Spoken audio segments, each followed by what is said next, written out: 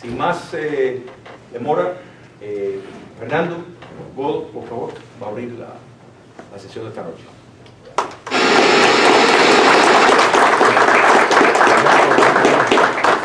Buenas noches a todos. Yo les voy a hablar del socialismo en Estados Unidos, del ataque a la propiedad privada en los Estados Unidos. O sea, centrado en eso. Voy a hablar de muchas cosas, déjame acercarme más. Pero básicamente es eso. Yo veo al Partido Demócrata dividido en tres grupos. Hay un grupo que dice que no son socialistas, y sí lo son, lo que pasa es que no lo saben. Hay otro que es no me voy a referir a ellos, que es el de Bernie Sanders y compañía, que ellos dicen abiertamente que son socialistas. Y hay un tercer grupo que realmente sienten que no son socialistas, pero cuando tú llegas a esa conclusión, entonces lo que tienes que darse cuenta es que tampoco son demócratas. Y debería cambiarse al otro bando. Y este tipo de confusión, vamos a decirle malinterpretación de la realidad de ciertas personas, esto se da cuando tú no sabes identificar correctamente la esencia de un fenómeno. Y el socialismo, que tiene muchas variantes, no es más que una parte de un término más amplio que se llama estatismo, que es el control del Estado sobre el individuo. Donde quiera que haya eso, hay un ataque a la libertad, aunque no haya socialismo. Y en esa parte es donde la gente debe entrar un poquito a analizar. Eso cambió en 1776, por primera vez. Antes de eso, si se ubican, estaba la sumisión, por ejemplo, del individuo al rey en una monarquía. Yo me acuerdo de una película, La Folie Grandeur, que es una película que interpreta a Luis de Funes, basada en una obra literaria de Víctor Hugo, el Ruy Blanc, donde estaba el marqués de Salustre, que era ese individuo que iba por todos los pueblos quitándole el oro a la gente, fruto de su trabajo, para dárselo al rey, y él se quedaba con la mayor parte, que es lo que pasa aquí en ciertos gobiernos también. Y estaba el personaje del criado, que es Blas, que interpretaba a Injustán, que le iba a hacer luchando la carroza Salustre para que el oro saliera y el pueblo lo fuera recuperando. En un término más local, porque estamos hablando de una monarquía, estaba la sumisión de la servidumbre de los siervos a un señor feudal. Localmente, como pasa aquí también en alcaldías y ciudades locales, donde cobran a veces más impuestos que lo que cobraba Salustre allá a quitarle dinero para dársela al rey. Este tipo de cosas, el fascismo alemán, que es nacionalsocialismo, por lo tanto está a la izquierda, también se malinterpreta y lo colocan a la extrema derecha. Que en este caso dejaba la propiedad privada en manos de las personas, pero lo fundamental, lo esencial es el Estado, y el individuo tenía que estar sumiso al Estado. Y Cuba, el caso de Cuba, Venezuela y los países estos nórdicos que se llaman socialdemocracia, todos ellos con sus variantes son ejemplos de control del Estado sobre el individuo, donde se ataca la propiedad privada y por lo tanto no hay libertad plena. Eso ocurre en muy poco lugar. Como ya le dije, en 1776, curiosamente hubo dos hechos que cambian este estado de cosas. Dos obras que salen casualmente el mismo año y son aquí la Declaración de Independencia, donde habla de los tres únicos derechos que hay a la vida, la libertad, que es un derecho que tienes al nacer, que no es un regalo del gobierno, y a buscar la felicidad, que es un derecho de acción. No tienes derecho a la felicidad, tienes derecho a buscarla. Y en el borrador de esa declaración aparecía como derecho a buscar la riqueza. ¿Y cómo se busca la riqueza? Con la propiedad privada. Cualquier ataque a la propiedad privada, donde tú le quites a una persona el fruto de su trabajo, es un ataque a la libertad, y eso se ha perdido aquí literalmente. Después de eso, tenemos lo que hubo aquí mismo. Tiene que tener en cuenta, ubicarse, que el capitalismo, para que la riqueza que se cree sea accesible a todo el mundo, tiene que tener una acumulación de riqueza. Había un atraso tecnológico, por lo tanto el ascenso vertiginoso de los Estados Unidos no se produjo hasta muchos años después, cuando aparecen unas innovaciones que son muchas, las voy a mencionar brevemente. Cuatro de los más importantes son la acción individual de muchas personas, Vanderbilt con los ferrocarriles, Rockefeller con el petróleo, Carnegie con el acero y Ford con los automóviles. Paralelamente a eso, en Europa, ante las injusticias que se veían desde el punto de vista social, se fue apareciendo un grupo de hombres que lo que veían la solución de estos problemas era en un gobierno que, como dije, resolviera los problemas de la gente algunos hombres de estos tenían buenas intenciones, otros tenían intenciones macabras. Y hubo un hombre que se dio cuenta de este veneno, que le voy a hablar de él y pienso que a partir de ahora se va a reconocer mucho, que fue Frédéric Bastiat, un francés que nació en 1800, y él se dio cuenta del veneno que había en toda esta gente, con esas ideas, y escribió un libro que se llama La Ley, y él habla ahí de lo que es la corrupción de la ley, y cuando la ley se usa para atacar las libertades individuales de las personas. Ningún gobierno puede promulgar una ley que ataque los derechos individuales de las personas, y eso lo ocurre constantemente. Y él aprendió, enseña en el libro a identificar eso muy fácil, que cuando una ley promulgada por un gobierno, tú quieres saber si es corrupta, tú ubícate en que si lo hace un ciudadano contra otro, es un delito. Y yo le voy a poner el ejemplo, yo le hablo que cualquier señor de lo que está sentado, si tiene una propiedad privada, yo le digo ahora, bueno, a partir del mes que viene me tiene que dar $300 cada mes por su propiedad. Posiblemente antes de las 8 que saque de aquí me cogen preso por extorsionarlo. Pero sin embargo, si eso mismo lo hace el gobierno, ¿cómo ocurre?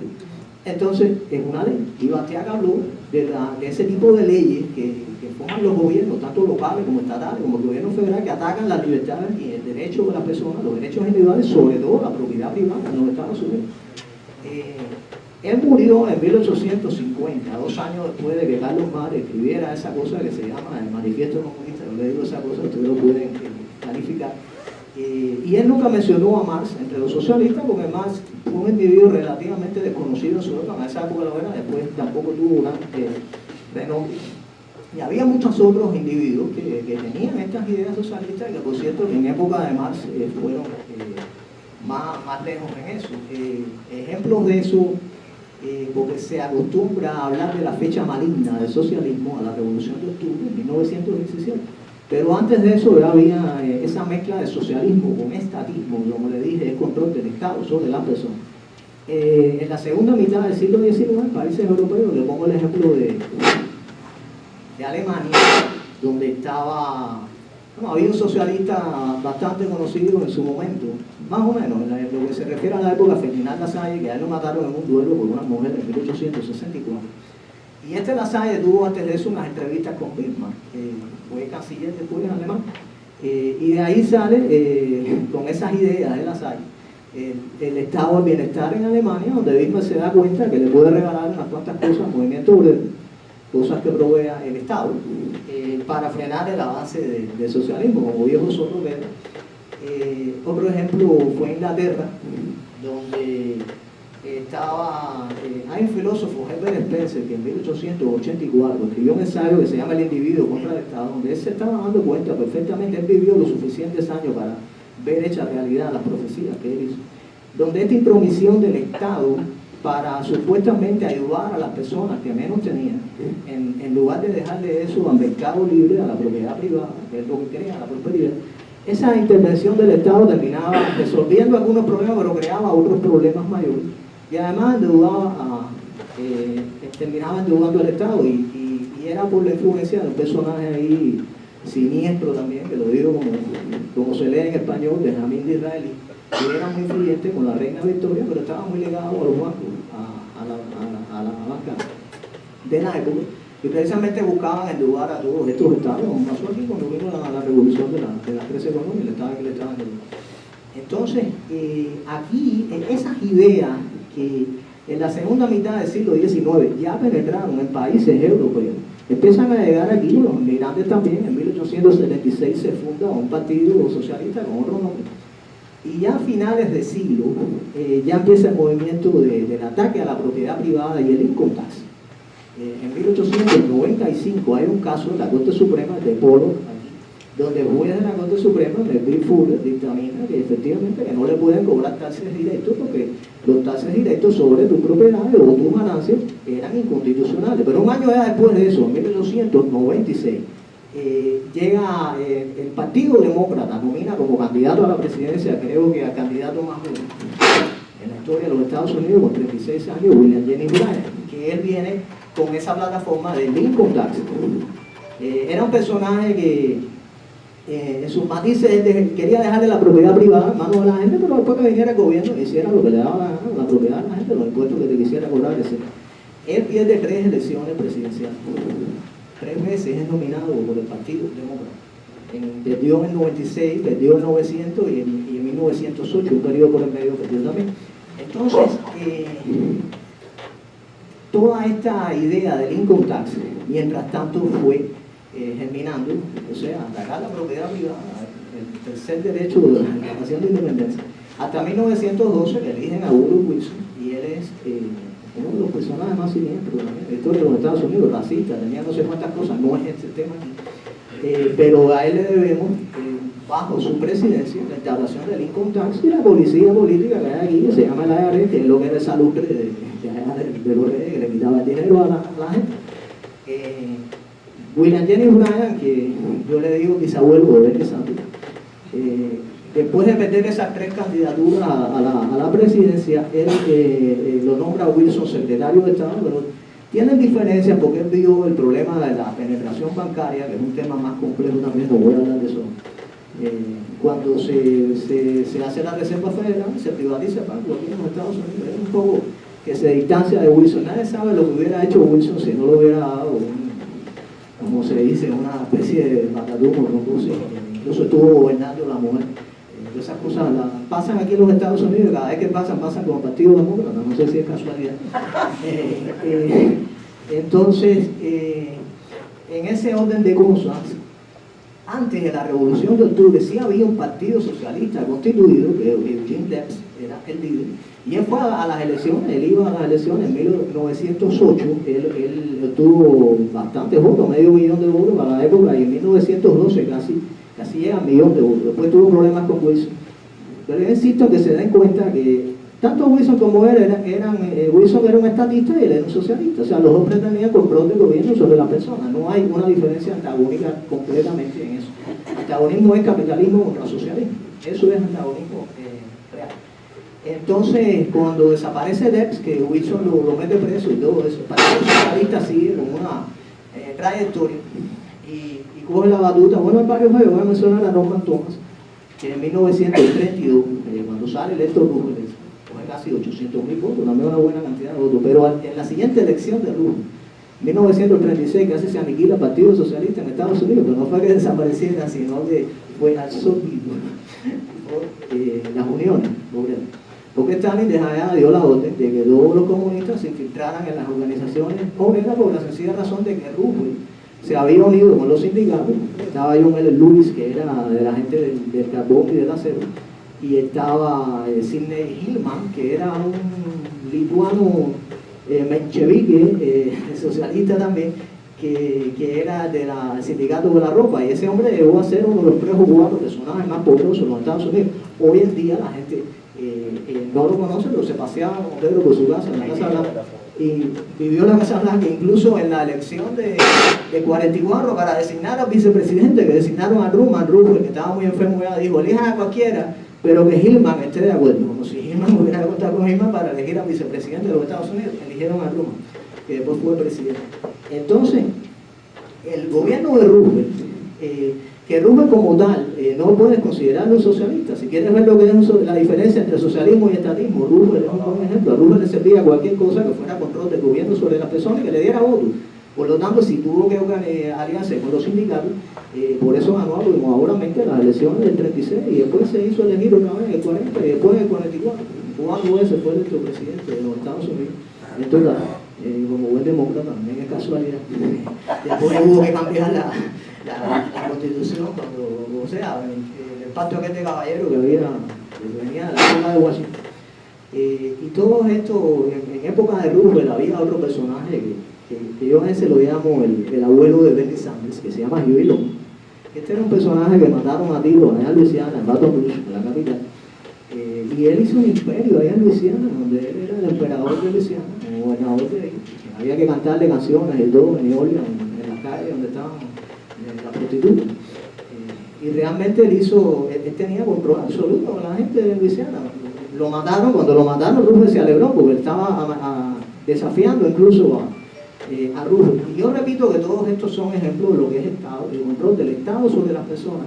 Y eso lo vemos aquí a nivel local. Yo fui a un evento de republicanos para la embajada del gobernador Ron DeSantis, y se pararon varios republicanos ahí, y hablaron de control de armas, cosas bien, que están bien. Contra el aborto, hablaron de la migración ilegal, hablaron de la comunidad LGBT, hablaron de muchas cosas, pero nadie habla de propiedad privada, nadie habla de cómo diariamente le quitan el dinero a la gente, le atacan a su propiedad, le suben los impuestos, y cómo el gobierno, al ejercer esa acción, está controlando a las personas, porque coge el dinero y cada vez las personas tienen menos nivel de vida, le bajan los ingresos porque los precios suben. Habría que hablar de los precios. Luego, Milton Friedman, cuando el gobierno interviene directamente en la economía, ya sea subiendo el salario mínimo, o ya sea con impuestos y regulaciones a los negocios, lo que hace es alterar el sistema de precios. El sistema de precios no funciona en mercado libre y sencillamente se altera y funciona, no hay realmente una vista de medición para ver el sistema de precios que en un mercado libre funcionaría perfectamente. Entonces, este tipo de conducta de ataque a la propiedad privada, a mí me siguen preguntando mucha gente, ¿cómo es posible que los republicanos sigan perdiendo elecciones si el otro bando se sabe que es abiertamente socialista? Y la respuesta precisamente es esa, porque tú eliges aquí un alcalde republicano o cualquier cosa y la gente no ve la diferencia en sus comunidades con relación a los impuestos y a las regulaciones. Se sabe que un demócrata, si coge ahora, cualquier lugar de eso sería mucho peor, pero sencillamente el republicano no termina con ese ataque a la propiedad privada que hay aquí en los Estados Unidos, a nivel local y a nivel estatal y hasta a nivel federal, pero bueno, sería bueno empezar esta zona. No pasa nada respecto a eso. Yo les diría a la gente que reflexionen en torno a este punto, porque esta agenda que hay ahora socialista del Partido Demócrata no se puede hacer sin atacar la propiedad privada y quitarle todavía más el dinero a la gente.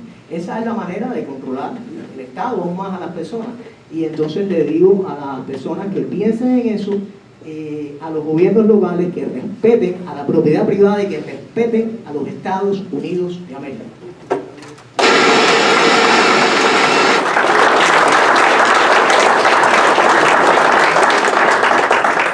Debe haber una coordinación, no solo suena la alarma, pero el podio lo tenemos equipado para medir el tiempo perfecto y así pues todo corre. Callar a la persona. Esta parte de la biblioteca pública nos ayuda mucho en estas cosas. Tocaste muchas cosas.